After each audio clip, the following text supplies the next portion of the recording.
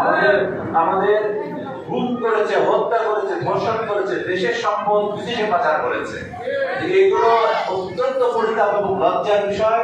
তখন ভাবতে কষ্ট হয় যে এই সময়টা আমরাও বেঁচেছিলাম, কিন্তু আমরা কিছু করতে পারি নাই। কেন পারি নাই? এটা আমরা যারা বড় আমরা সবাই জানি। কোনো কথা বলতে গেলেই কিন্তু সেখানে আমাদের প্রাণের হুমকি চলে আসতো। হয় প্রাণ যেত, না জমি সম্পদ যেত, না হয় কোন একটা বড় রকমের বিপদ আসতো, না জেলে ভরে রাখতো, না গুম হয়ে যেত।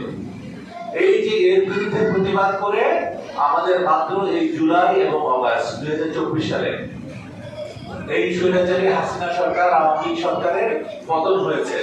এই পতন হয়েছে 5ই অগাস্ট, এবং নতুন সরকার যে অন্তর্বর্তীকালীন সরকার এরা আসছেন 8ই আগস্ট। এখন দেশ চলছে, কিন্তু পতিত সরকারের যে দুঃশাসন এবং যে অপকর্ম তারা করে গেছে এবং যে দুষ্কৃতিকারীদেরকে রেখে গেছে, তাদের জন্য দেশ কিন্তু স্থির হতে পারছে না। যখন তখন ইসলামের নামে তারা নৈরাজ্য সৃষ্টি করছে, তারপরে ধর্মের নামে নৈরাজ্য সৃষ্টি করছে, সাধারণ রাজনীতির নামে হানাহানি মারামারি নৈরাজ্য সৃষ্টি হচ্ছে, খুন খারাপি হচ্ছে, বাজার দোকানপাট দখল নিয়ে তারা এখনই সন্ত্রাসী অ্যাক্টিভিটি শুরু করেছে। এর মধ্যে সব দলের লোকজনই কম আর বেশি মিশিয়ে কিন্তু আছে। এগুলোকে আমরা প্রত্যাখ্যান করতে চাই। আমরা মন থেকে, অন্তর থেকে ঘৃণা করি এবং এগুলোকে আমরা কখনোই আর দেখতে চাই না।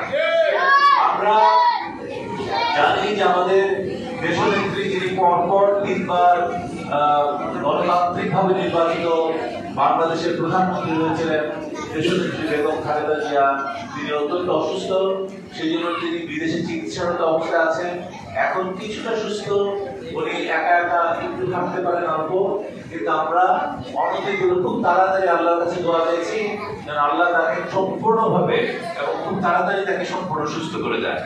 আমাদের বিএনপির ভারপ্রাপ্ত চেয়ারম্যান জনাব তারেক রহমান সাহেব, তিনি দীর্ঘদিন থেকে বিদেশে আছেন, দেশে আসতে পারছেন না।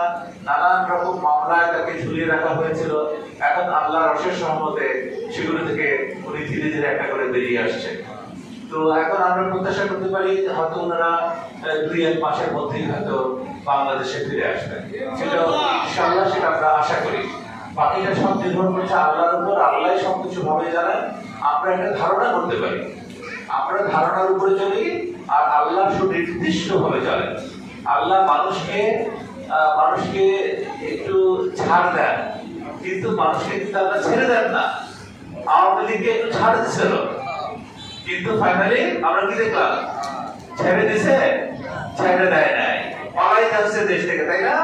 যে যার জান নিয়ে পালাইছে, কিন্তু কেউ কেউ রয়ে গেছে, তারা এখনো ধরা পড়ছে, আর কেউ কেউ ধরার বাইরে আত্মগোপন করে আছে।